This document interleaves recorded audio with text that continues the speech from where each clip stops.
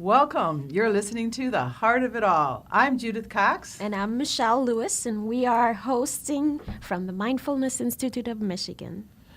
While we serve the entire state and beyond, we are serving currently because of the Pontiac Regional Chamber's request that we have this conversation on well-being and performance and what's heart got to do with it.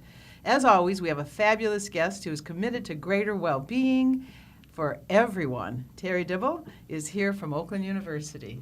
Hi, everybody. Welcome. Welcome, Terry. And for the listeners, let me just say a little bit about your background. So Terry is a special instructor at Oakland University in the human movement science. And he's got an MS in psychology from the university, in exercise science, master's as well, and a BS in public administration. Man, you're a man of many talents, many skills, and lots of insights, I'm sure. So, I like learning. Yeah. Clearly. Yes, clearly, as do we. So this is an opportunity for us to pick your brain and see what's inside, yeah? You teach several subjects, including stress management, behavior change, positive psychology, mental health, and laughter. Yeah, I want to pretty hear a cool. lot more about Yeah. that one. Well, perfect, because today on The Heart of It All, we're going to discover Terry's visionary thinking for well-being and how he came to these subjects at Oakland University. So, Terry, I'm a psychotherapist as well, and I love positive psychology interventions. They're heavily researched, and we particularly use mindfulness as well as gratitude in a lot of our work for the Mindfulness Institute of Michigan and our delivery. And we especially like to use gratitude as a way to access coherence through a heart-focused breath. And we'll probably get to that maybe, but you're the guest, and we really want to get to what interventions in positive psychology do you particularly like? And I know you even have a class on forgiveness, so we're going to let you talk. Okay, thank you. So, kind of a background of how I got to this point. For a number of years, I worked in rehabilitation, physical therapy, and I worked at a clinic where the physical therapist was into alternative medicine treatment programs and that, and really started learning different techniques from him. And I really enjoyed that, so I just kind of started investing my time in learning more about those subjects. And then I had an opportunity to start teaching at Oakland University, and they ultimately getting to teaching the stress management course, and then a course which is called Healthy Lifestyle Choices, which is kind of a wellness coaching course. And I was able to implement those interventions into the course. So the university is pretty open about what you put into your classroom as long as it adheres to the guidelines. And so I started reading more, learning more about forgiveness, about stress management, positive psychology. I actually have a certification. I don't know if I put it down there, certification in positive psychology through an organization in New York. And I just enjoy that aspect of education. And I like to learn. I'm always looking at stuff, trying to find new things. And my thought in terms of my classes is that I want students to be current. You know, what's new out there, what's available. So that's one of the reasons I spend a lot of time looking for things to add into the class. So, for example, my stress management class looks nothing like it did 20 years ago. It's totally different than because I started implementing these different interventions, I call them, into the program. So like forgiveness, happiness,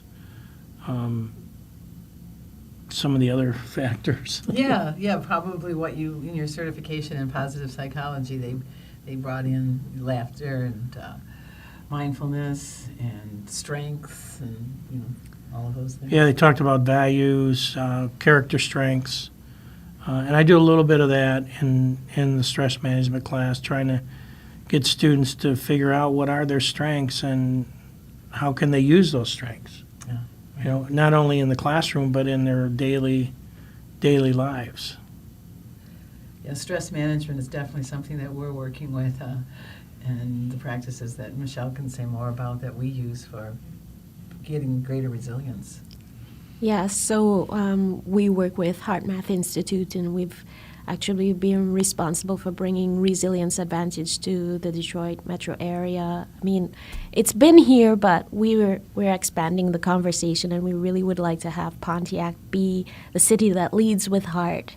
And as a result, we're bringing it to City Hall, bringing it to the schools, bringing it to as many ears as would hear it. So just like you, bringing what's new out there, we know these techniques are not new, but they're new to the public ear, Sure, yeah. right? Lots of material out there have been researched, but they're not getting out to the public, Right. and we want to make sure that it does. That's why you're here, to help share that with us as we discuss it on the heart of it all. Yeah, I Yes. think one of the things regarding stress that I learned is, I used to, we just still kind of do talk about how bad stress is for you, but stress can be a very good strategy to help you get through, tough times, right? And the resiliency part is part of that, right? So how you view stress is important. If you view it as a negative, and they've done research on this, people that see stress as a negative tend to have more cardiovascular problems, more illness, earlier deaths, versus people that take that stress and use it in a positive way. And I try to get that across to either my students or groups that I talk with. Yeah, so we don't teach stress cessation, we teach stress management, right? Right. So there's a healthy level of it that everybody operates under.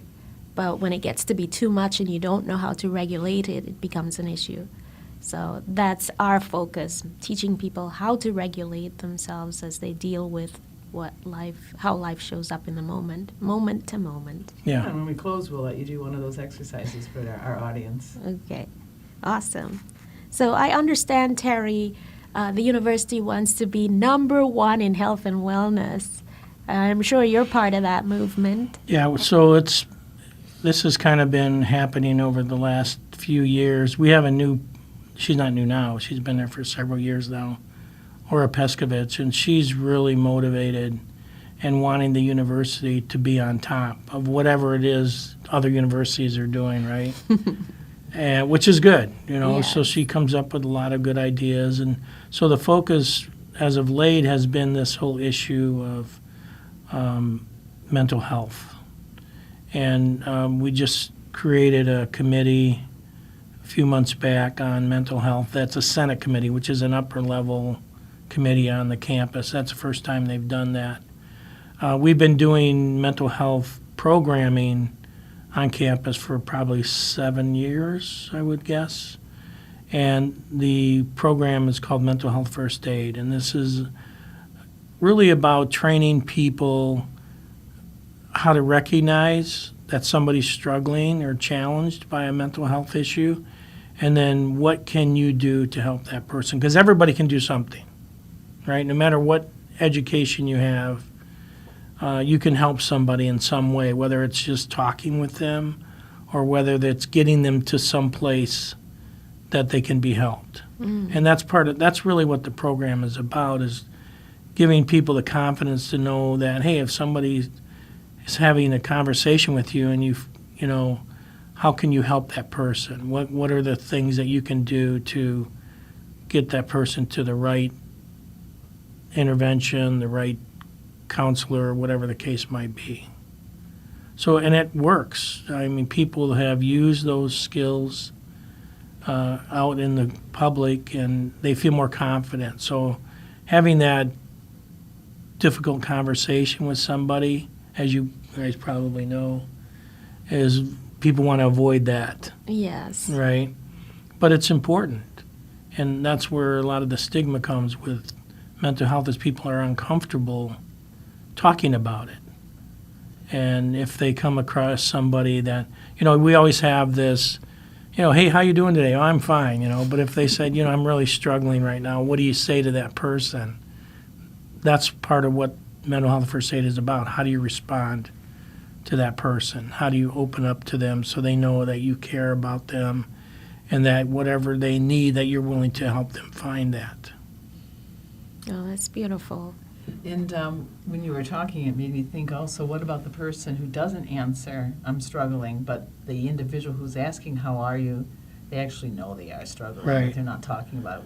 Does mental health first aid help with that? And Yeah. what would you say to our listeners, if that's the case? 'Cause Well, I think it's got to be a gentle push, if you will, but they may not be ready to talk, and that's fine.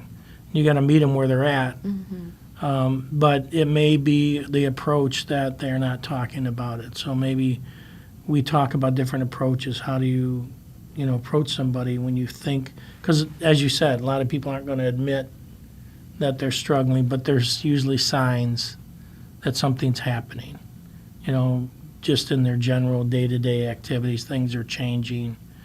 And the quality of the fine that they respond to you with, right? So it's, Yeah. I'm doing fine versus I'm doing fine. Yeah, right. So you can get a sense of where they really are emotionally based on the quality of the response they give.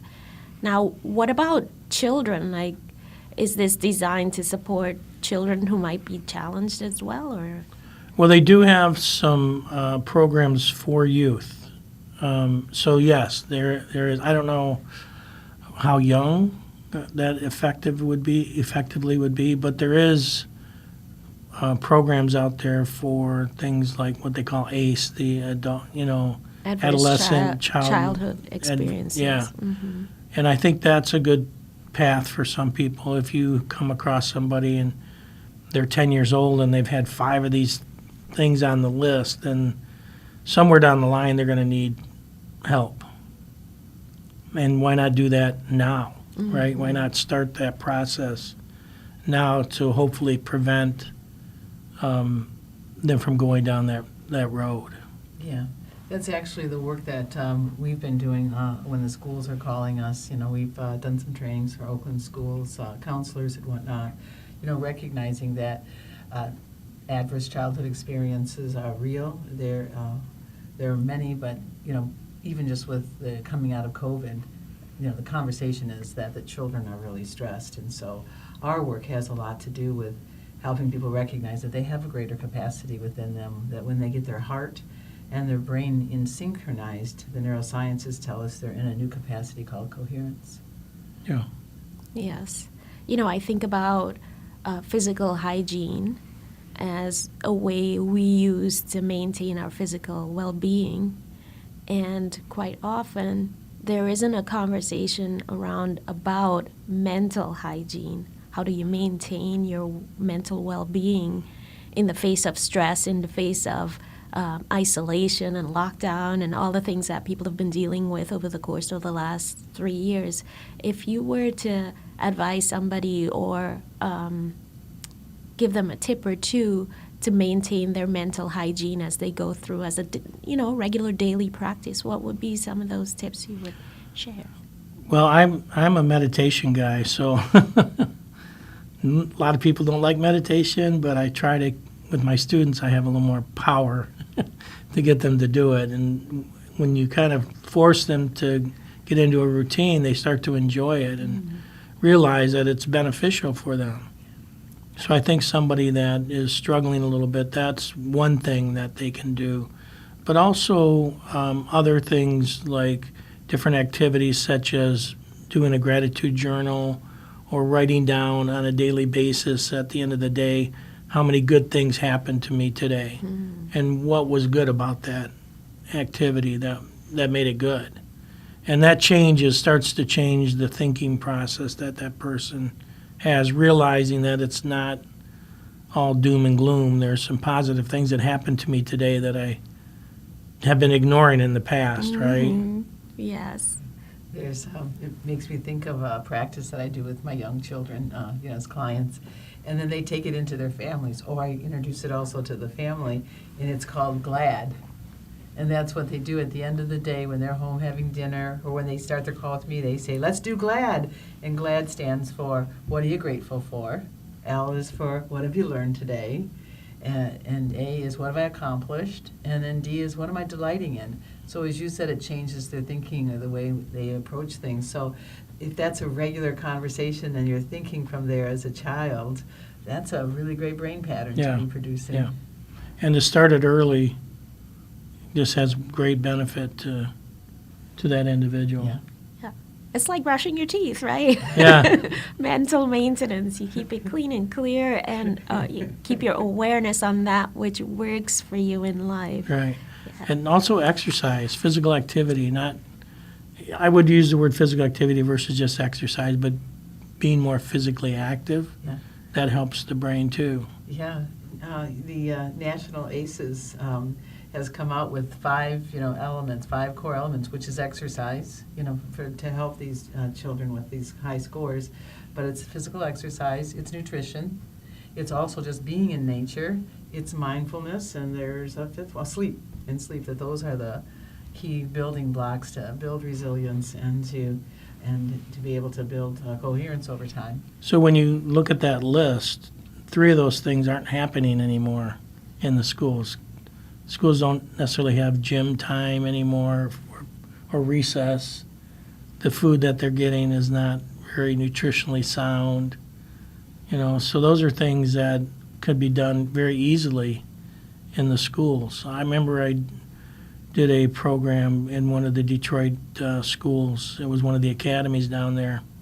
And I was asking about exercise, gym time, and they're like, we don't have a gym. We don't go outside, because it wasn't Wow. safe. Yeah, I know. It's like, what? It's hard to understand that if you don't live in that environment. Right. Yeah, and then the next thing they do when they go home is this is not a criticism, it's an observation of modern times. They play on their flat screens, Right. get themselves a little addicted, and then they're not getting the sleep that they need. Hmm. So, It's more sitting, more. right. Right, yeah. It's one of the hesitations I have about the virtual reality world is that it does get them moving, right? Because most of those games are interactive, so it has them up and moving. So that's a good thing. Right. The not so good thing is that they then relate to that as the reality as opposed to interacting with other human beings. But that aside, what do you see is the value of the movement and laughter in combination? Do you recommend it be done in combination? I don't know if they necessarily have to be done in combination. I think Okay. they need both, right? Movement, laughter, as you know, I don't teach that class anymore because of my change in my job, but that was one of the best classes. I still run into students that took that class like 8 or 9 years ago, and remember that time? And, they remember that because it was fun, right? And What does that class look like? Do you sit and laugh? Do you start the class with laughter? How do you instigate that as... Well, I have them do things that are enjoyable to them and make it into an assignment. It's a writing intensive course, so they have to do a lot of writing. Okay, But aside from that, we'll watch videos. okay. But also I have them doing commercials. They have to create a commercial on a health product, and they have 15 minutes to come up with that idea, and they do it and I have them work through in groups the whole semester, and then they have a semester-long project that they have to come up with a way to sell an idea, Okay. right? But using humor as the premise for it. Not necessarily, super laughter or anything like that, but like some of the commercials that are out there now, they don't make you break out laughing, but they give you that little bit of happiness inside Yes, of you, a and burst of joy. Yeah. Yes. And I think that's part of what the class was about too, is learning about that. And we have some, there's a lot of evidence now out there with functional MRIs where you can see changes in the brain as a result of laughter. Right. And so that really helps in terms of selling that. right? And so that was a great class. And I actually liked teaching the class because it made me feel good too. And it's interesting, the students come up with some real, I've learned a lot from the students in that class, let me put it that way. When my dad was alive, when he got diagnosed with 4-stage colon cancer, I began to, and when he was under treatment, I began every night to go up to my dad's. He was north of Lapeer. And in those journeys, I was listening to the power of laughter yoga and the power of laughter. So I challenged myself to pull out of his driveway in the morning and start laughing, and to see how far I could just start laughing. And I went 20 minutes. I was going farther and farther. And it really made a difference in my physiology and the way my brain thought, as opposed to leaving without the intention of laughing and pulling away from my dad's house. I could have been up in the thoughts of concern and worry, which would make no difference, so that I didn't do that, didn't harm him. But that I laughed really served me, to be in that space that we really can just laugh over nothing and just laugh. Yeah, it's a physiological change. It's like exercise. Basically, you're increasing heart rate, blood pressure, all those things that happen with exercise. So you mentioned cancer, and laughter is a huge benefit for cancer patients. If they, depending on where they're at, right? So I did a presentation up near Lapeer at a clinic up there, and talking about laughter. We did laughter yoga, and after the class, one of the students came up to the instructor and said, "I don't get it. I don't understand why this is important," right? And so she kind of explained it to her. And then the next week, she came back and said, last week my husband and I were sitting they both had some form of cancer. We're sitting at the breakfast table, and we both forgot what we were talking about, and they started laughing, And then she goes, "I understand that now," because it made them feel better when they started laughing. And that's really what it's about. It's just that feeling that, laughter's a feeling, right? And happiness is a feeling, and those things make us feel better, just like depression and sadness make us feel bad. That's the opposite. Yeah. So, and we need really a little bit of both in our lives. More laughter than less sadness. Yeah, to recognize that we don't have to run away from any of the emotions. Right. That's the totality of our wholeness, is that we have all of those experiences, but that we also don't have to stay in them. And that's some of the work that we do, especially with students, is to recognize, okay, what's your awareness? Where are you at? I'm in sadness, or I'm in depression. Okay, is there anything you need to say? And then to recognize they can move themselves out of that through getting themselves into that state of coherence through very specific heart-focused breath and breathing. And so then they have more personal power, to actually say, Right. where will I actually function from? I recognize I'm in this emotion that is depleting. Okay, now how do I move myself here to fulfill whatever the responsibility is, whether you're at work or whether you're taking a test? Yeah, right. So one of the things we know about happiness is that everybody has a different level of it, right? And that's the majority of our happiness. And that you're going to stay there the rest of your life.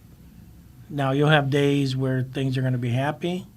You have days that things you're going to be sad, but you always come back to that point of happiness that is built into you. So we talk about intentional activities that make us happy, right? And not money, not status, not symbols, but gratitude, doing service. These are important pieces that the happiness is more long lasting. And some of the research says that we can change that. We can change our level of happiness. The downside to that is you don't want to always think that you have to be happy all the time, Right. Yes. right? Because that's not good. Yes. Oh, and it's not sustainable. Right. Yes, so our bodies utilize chemicals in our system to make those hormones, and at some point we have to be able to regulate that as well. And DHEA and the 14,000 hormones that support wellness, or 1,400. that support wellness and what we're trying to inspire people to go towards, right? We're mostly on the cortisol and all those depleting hormones. These ones engage our systems in healing and wellness, and laughter triggers that system. Joy, appreciation, care, right? So we teach people about emotions and how they function as the backdrop of a life, and that's one of the things we wanted to hear from you in the heart of it all. Really appreciate you bringing that forward. Yeah, I one of the movies that I always talk about is Inside Out. Yes. I don't know if you've seen that movie. I have, yes. It's a great movie, and it really has a good message to it. And there's one point in the movie where Bing Bong, and it's really sad that I know the names of these characters. Does that mean how many times you've watched it? Yes, I've watched it lots of times. It's her imaginary friend. Yeah, it's her imaginary friend, and his wagon goes over the cliff, which theoretically will never come back. So he's crying, and then one of the main characters, Joy, tries to make him happy, right? And it's not working. And then sadness comes over and says, "Yeah, this must have made you really feel bad," really kind of feeding into the way they were feeling at that point, and that made them feel better, that somebody understood Where what he they- was, what his experience Yeah. was in the moment. Yeah. Yes. Yes. So it's not always just about pushing it away or denying the emotion that's right there present for you. It's about acknowledging it, allowing it space to be. Right. Now, if it goes too long, then we have to address that, right? Yes. Right. And that's what we're giving our attention to. You know, once we're aware, you know, it's a mindfulness practice. We're aware of what's our state of being right now. We give our attention to, you know, how long am I going to stay there? You know, is it serving me just to feel the loss, you know, that I have of my father? But will I ruminate in that? No, because I'm committed to having the experience of a joyous life that's full of contribution, you know, so they can continue to feel the happiness. But ultimately, it's an inner state, right? It's not, you know, our personal power is indicated by, like, are we affected by, how affected are we by the outside, right? We don't get to say what's happening in the world or what's Right. happening to us. We only Right. get to say how we're going to be with it. And that's what we like to encourage our listeners to get really profound at, is to be able to self-regulate, another mindfulness quality. And so, Terry, we're going to have to be wrapping up the show, and I'm so grateful that you came. Oh, really? Just- It's that time already? That time Yeah, already. can you believe it? I hope that we just want to give our listeners an opportunity to practice their personal Yeah. power by getting self-regulated, and know that they can move out of those places that we've talked about in our call. But thank you. Oh, yeah, you're welcome. Well, Thank you for well, coming. We hope that our listeners will go to OU, maybe attend some of your classes or some of the others for their greater well-being and their health. And we're just grateful that you joined us on the Heart of It All. I'm happy to be here. We'll have to talk about forgiveness on another. Oh, yeah. We didn't even get into that. Well, you know, we do have one more minute, so if there's anything in particular you want to leave people with about. Be short, because we want to leave people with the Yes, exercise. yes. Yeah, I think that when you look at forgiveness, I think people look at it the wrong way. Forgiving somebody is not giving an okay that what happened was okay, but it takes the burden off of you because the other person is not experiencing what you're experiencing. Mm-hmm. And there's three ways of forgiveness. There's you forgiving that person for harming you, you forgiving yourself for maybe harming somebody, and you forgiving yourself for harming yourself or taking, a negative approach to something that really shouldn't have been a negative approach to. So those three ways of forgiveness. Jack Kornfield is the guy. He has a really good meditation out there on forgiveness that really helps. So if your listeners want to look up somebody, spelled with a K, by the way, not a C. Yeah. Well, thank you. Thank you for that. Yeah. That's a great close. So as we close and we place our attention, and then maybe it's a moment for forgiveness for yourself or some other who may have harmed us, recognizing this is a moment for compassion and forgiveness, we invite you to place your attention in the area of your heart and just breathe.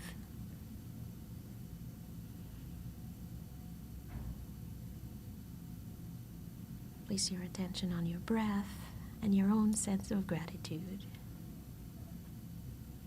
Thank you, Michelle. And thank you, everyone, for joining us. That's it for the Heart of It All.